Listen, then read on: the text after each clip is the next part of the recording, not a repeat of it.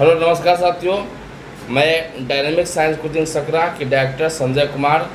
आज संडे की छुट्टी के अवसर पर हम सभी शिक्षकगण एक साथ बैठे हैं और बिहार सरकार जो है वैकेंसी लेकर आ रही है, शिक्षक की भर्ती है जो बीपीएससी के थ्रू होने वाली है। इसके बारे में क्या क्या सिलेबस है, इसके बारे में हम आसान शब्दों में हम लोग आज समझेंगे।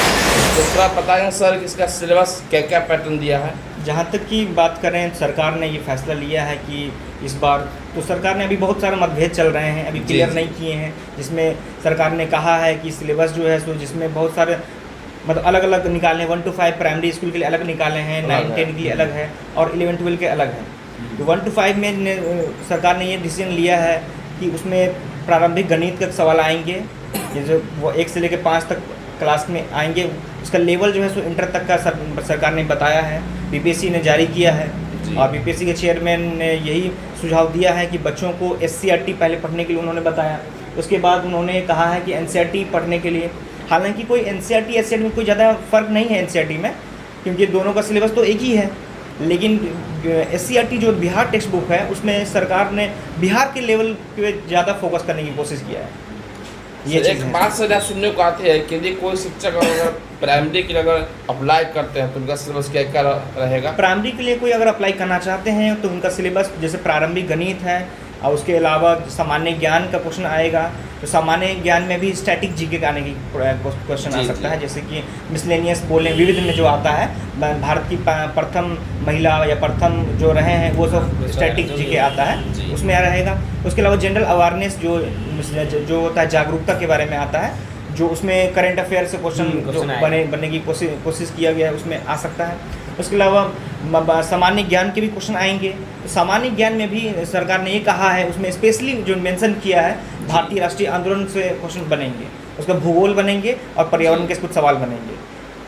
ऐसा भी तो नहीं सर कि मान लीजिए अगर 5वीं क्लास में अगर बल के बारे में पढ़ना अगर है तो यह क्वेश्चन इंटर तक बिल्कुल ये सही है, क्योंकि सरकार ने यही कहा है कि सिलेबस जो है 1 to 5 का लेवल को रहेगा, लेकिन लेवल इंटर तक पढ़ना है। 1 to 5 तो बुक है, यानी बुक में जो किताब में जो लिखा है, जिस टॉपिक के बारे में लिखा है किताब में, वही के बारे में डीपली नॉलेज स्टूडेंट को लेना पड़ेगा। क्योंकि शिक्षक के पास जानकारी तो इंटर तक होना चाहिए, तभी तो पढ़ा पाएंगे 5वीं के बच्चे को पढ़ा पाएंगे। कि वहाँ ऐसा नहीं है अगर शिक्षक के पास जानकारी है ही नहीं तो कहाँ से पढ़ा पाएंगे वो। तो फिर वह शिक्षक कहाँ से कहलाएंगे, जिनके पास जानकारी नहीं होगा वो शिक्षक तो नहीं होंगे ना। जी सर, जानकारी तो होना चाहिए ना उसके लिए। मान लीजिए कोई अगर टीचर है तो उनको तो उस चीज़ की नॉलेज होनी चाहिए उस फील्ड के बारे में।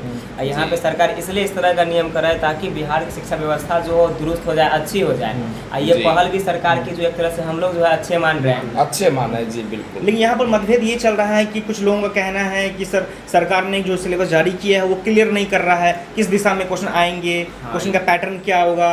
जैसे उन्होंने कहा रीजनिंग का क्वेश्चन आएंगे, लेकिन रीजनिंग में बहुत सारा पोर्सन है, तो उसमें कौन सा टॉपिक से आएगा स्पेशली, जैसे क्लासिफिकेशन है, वर्गीकरण तो कम दिया गया है। हाँ, समय बहुत कम है। जैसे कि रीजनिंग की बात अगर हम जहाँ तक कि जानते हैं बीपीएससी जो प्रीलिम्स होता है उसका तैयारी करने में लगभग लोगों को 6 महीना से साल भर लग जाता है सिलेबस कंप्लीट करने में, रिवीजन करने में। लेकिन यहाँ जो सरकार जो परीक्षा लेने वाली है तो सरकार ने 2 ही महीना दिया है बच्चों के लिए, तो कैसे इसको करना पड़ेगा बच्चों को, यही मतभेद चल रहा है बच्चों के मध्य। इसमें कम से कम सरकार को ना ये क्लियरेंस कर देना चाहिए था, मतलब कि हम जो ये सिलेबस से लेंगे, रीजनिंग का ही बात करें तो उसमें जो बहुत सारा आता है, जैसे सीरीज आता है, बड़ा रिलेशन आता है, कोडिंग डिकोडिंग आते हैं, बहुत सारे आते हैं। इसी में से बोल देता है कि हाँ ये जो पार्ट है इसमें से कुछ पार्ट ऐसे हैं उसमें मतलब हम पढ़ाएंगे, मतलब कि आपको जो इतना तैयारी कर लेना इसी में से क्वेश्चन रहेगा।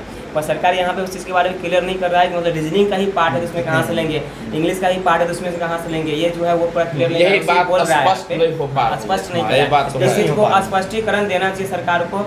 अभी भी कुछ 1 महीने बचे हुए हैं, सरकार कम से कम इस पर ध्यान दे और जो स्पष्टीकरण कम से कम इस पर दे, ताकि जो अभ्यर्थी है ना उनको ज़्यादा मतलब जो है कोई समस्या नहीं है।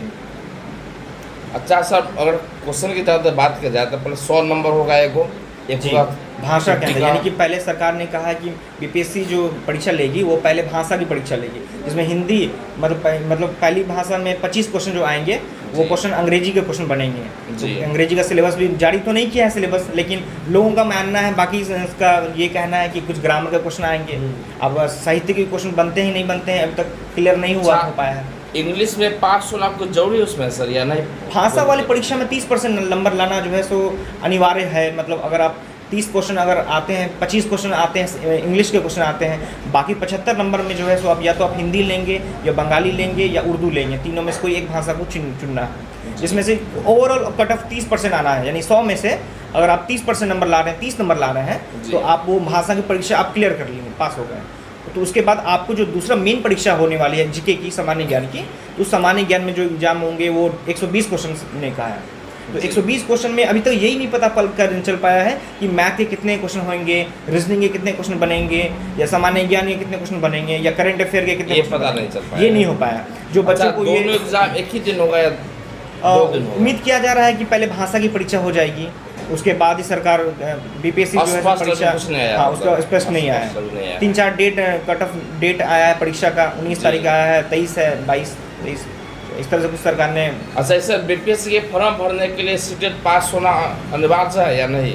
बीपीएससी के एग्ज़ाम के लिए जो है सो वो सरकार ने ये कहा है कि जो बच्चे पास हैं, जैसे डिग्री ले रखे हैं या बीएड या डीएलएड, अगर पास वो हैं तो वो इस फॉर्म में बैठ सकेंगे, और उसके साथ साथ सीटेट भी क्वालिफाई होना चाहिए। लेकिन कुछ लोग ऐसे भी बच्चे थे जो सीटेट इस बार पास हो गए हैं, सीटेट पास तो हो गए हैं लेकिन उनका डिग्री कंप्लीट नहीं हुआ है, जैसे बीएड या डीएलएड का डिग्री उनको हासिल नहीं हुआ है अभी। तो सरकार ने कट ऑफ डेट दिया है कि अगर आप अगस्त के महीने 31 अगस्त तक अगर आप डिग्री ले लेते हैं, अगर डिग्री डीएलएड का या बीएड का, तो आप इसके लिए एलिजिबल हैं, आप एग्जाम में बैठ सकते हैं। जी, ये तो है। यानी कि और कहीं से भी कहा जाए तो बिना सीटेट पास हुए आप बीपीएससी में नहीं बैठ सकते। हाँ, बीपीएससी पास होगा नहीं, मतलब नहीं हो पाएगा, ये नहीं हो पाएगा। अगर आपको टीचर बनना है तो पहले सीटेट पास करना पड़ेगा, उसका बीपीएससी में आप बैठेंगे, फिर आप जो है टीचर बन सकते हैं। जी, ये तो आपका सपना अधूरा रहेगा जब तक सीटेट पास आप नहीं करते हैं तब तक। मिनिमम क्वालिफिकेशन अगर आप मान लीजिए कि आप सीटेट अगर पास नहीं है, तो सीटेट आप अगर पास नहीं करते, आप बीपीएससी आप अगर पास करेगा अगर, तब आपको तो जॉब होगा नहीं। ऐसा है कि अगर फॉर्म भरने के टाइम में आपको वहाँ सीटेट क्वालिफाई होना जरूरी है, क्योंकि उसका सर्टिफिकेट लगेगा उसमें, लगेगा। इसीलिए तो जो क्वालिफाई नहीं होगा सीटेट वो एग्जाम में नहीं बैठ सकता है, बैठ नहीं सकता। ये चीज़ है, एक चीज़ यहाँ पे है। ऐसा नहीं है कि अगर बीपीएससी आप पास करेगा, सीटेट पास के बाद में अगर हो जाएगा वो नहीं होगा, नहीं वो वाला पहले यहाँ पे क्या हो रहा है, सीटेट का जो है सीटेट क्वालिफाई वहाँ पे, क्योंकि उसका सर्टिफिकेट जो होता है वो वहाँ पे डाला जाएगा। अब मान लीजिए हम सीटेट पास नहीं है तो सर्टिफिकेट कहाँ से वहाँ पे शो करेंगे, कहाँ से दे पाइएगा, वही बात है ना। इसलिए जो है हम क्या कर सकते हैं कि मतलब उसमें बैठ ही नहीं सकते, मेरा एग्जाम ही नहीं होगा, तो उसके लिए पहले करना पड़ेगा सीटेट पास कीजिए, फिर बीपीएससी का जो मतलब फॉर्म आएगा फिलअप कीजिए, फिर उसके बाद उसके एग्जाम में बैठिए, ये कर सकते हैं। थोड़ा सी बात हम ये इस पर थोड़ा ध्यान देते हैं, जैसे भाषा वाला बात हम यहाँ पे किए हैं। जैसे मान लीजिए उसमें ऑप्शनल में मान लीजिए हिंदी, आपका उर्दू, अंग्रेजी या कोई और बंगाली वगैरह कोई भी सब्जेक्ट आता है, इसमें क्या होगा कि आपका इंग्लिश है 25 नंबर का, आप 75 नंबर का अलग मान लीजिए उर्दू होता है, उसमें हिंदी होता है, बंगाली होता है। तो क्या मान लीजिए कि हम क्या करते हैं, सिर्फ हिंदी से ही बना लेते हैं, इंग्लिश का एक भी नहीं क्या करते हैं, उसको नहीं बनाते हैं, तो इसका क्या होगा?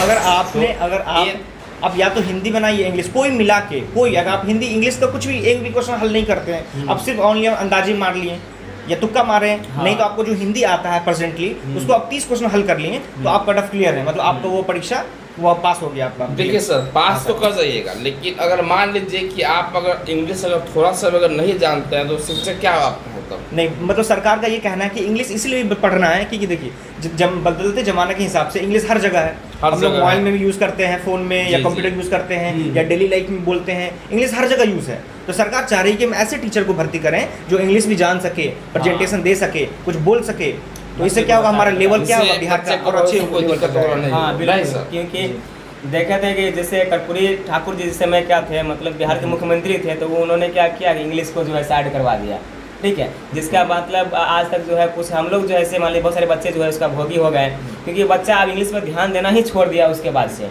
तो ये जो किया गया है, तो यहाँ पे क्या होगा कि बच्चे भी ध्यान देंगे और जो टीचर जाएंगे वो भी मतलब डायमंड टीचर जाएंगे, वो भी बच्चे पर ध्यान देंगे, और इस तरह से मतलब टीचर भी पढ़ेंगे और बच्चा भी यहाँ पे जो है डायमंड बनेगा। तो टीचर भी वहाँ पे डायमंड जा रहा है कि हीरे टीचर जाएंगे, पढ़ाएंगे भी इसी तरह से, बच्चे भी हीरे हैं, टीचर भी हीरे हैं। तो ये इससे क्या होगा कि हमारे यहाँ का जो लेवल है पढ़ाई का ना, वो धीरे धीरे प्रोग्रेस करेगा, बढ़ेगा आगे।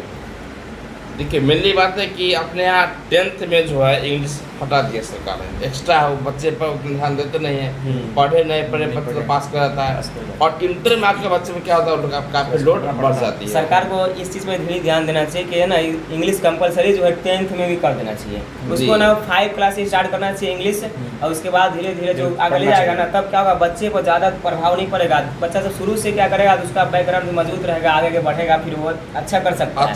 सरकार को कम से कम इस पर ध्यान देना चाहिए कि हम क्या करते हैं, इंग्लिश है ना उसको जो है शुरू से ही कंपलसरी करें, पढ़ने के लिए अच्छे स्पेशल टीचर दें। जिस तरह से सरकार ने ये फैसला किया है, जो परीक्षा लेने की बात हुई है, तो कहीं ना कहीं सरकार चाह रहा है कि बच्चों को हम अच्छा एजुकेशन देंगे, और 1 to 5 में से अगर बेसिक अगर अंग्रेजी भी पढ़ाएंगे बेसिक से, तो आगे चल के बच्चा और अंग्रेजी में और आगे बढ़ पाएगा। और ये भी कहीं ना कहीं ये वजह है, सरकार का एक नया मंशा है, इस वजह से शायद सरकार ने जाहिर करना चाह रहे हैं। ठीक है सर, सरकार की जहाँ तक सोचा था बहुत बढ़िया सोचा। बीपीएससी तो बहुत बढ़िया लेवल एग्जाम लेता है, एग्जाम का लेवल जो बढ़ा दिया बहुत अच्छा हुआ है। तो जहाँ तक कि माना जा रहा है कि अब 120 क्वेश्चन का है, तो मेंस का कट ऑफ की अगर बात करें तो कट ऑफ में बहुत लोगों का अलग अलग ओपिनियन है। इसमें 120 क्वेश्चन है, तो इसमें कट ऑफ भी बन रहा है इसी के हिसाब से। तो ऐसे तो सबका कट ऑफ का अलग अलग आया है जाति वाइज करके, ओबीसी, एबीसी और जनरल का जो है सो अलग अलग आया है। लेकिन फिर भी अगर सेफ स्कोर की अगर बात करें तो इसका मैक्सिमम सर जाने की कोशिश अगर है तो 60-70 नंबर अगर बेसिक अगर ला रहा है कोई स्टूडेंट, कोई अभ्यर्थी, तो उम्मीद है कि उसका सरकार ले सकती है। हाँ बिल्कुल। अच्छा सर, इसमें कहा जाएगा कि महिलाओं और पुरुष की जो सीट है वो कितना परसेंट होगा? सरकार ने मतलब ये कहा है कि 50% महिलाओं के लिए तो आरक्षित है, रिजर्व है, उनको महिलाओं को अलग कटअप बनेगी, और जो पुरुष वर्ग के हैं उनके लिए अलग से बनेगी। तो जिनका ज़्यादा अधिक नंबर है, ज़्यादा बेस्ट कैंडिडेट हैं, तो उनके हिसाब से वहीं से बच्चों को छांट लिया जाएगा, जहाँ तक हमारा सीट कंप्लीट हो जाएगा, फिर वहाँ तक फिर बंद हो जाएगा। सर यहाँ पर ऐसा तो नहीं है जो अगर महिला का रैंक ज़्यादा हाई हो जाता है तो आप पुरुष वाला सीट में से भी ले सकते हैं? नहीं, ऐसा तो कहीं जाहिर नहीं है। अभी ये अब कट ऑफ की अगर देखा जाए तो सरकार क्वेश्चन पे डिपेंड करता है, और क्वेश्चन जिस हिसाब से अगर क्वेश्चन का लेवल अगर बढ़िया क्वेश्चन रहा, जिस तरह से बीपीएससी की जो प्रारंभिक परीक्षा में आता है क्वेश्चन, उस लेवल का अगर आता है, जैसे स्टेटमेंट आता है, मैच द फॉलोइंग आता है, इस तरह से क्वेश्चन अगर डाला जाता है तो कट ऑफ हो सकता है कि कम जाए। क्वेश्चन का लेवल जब हार्ड बढ़ जाएगा, टफ लेवल बढ़ जाएगा, तो हो सकता है कि उसका कट ऑफ कम जाएगा कम से कम तो ले सकता है ऐसा। अब क्वेश्चन इजी आया है मान के चलिए, तो क्वेश्चन का कट ऑफ ज़्यादा जा सकता है, 70-80 भी जा सकता है। ये सब की मान्यता हो सकती है।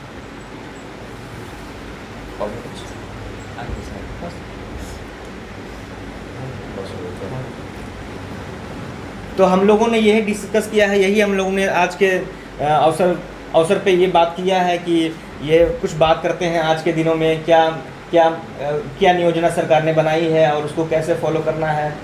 इन सब चीज़ों के लिए हम लोगों ने आज ये अवसर प्राप्त किए हैं।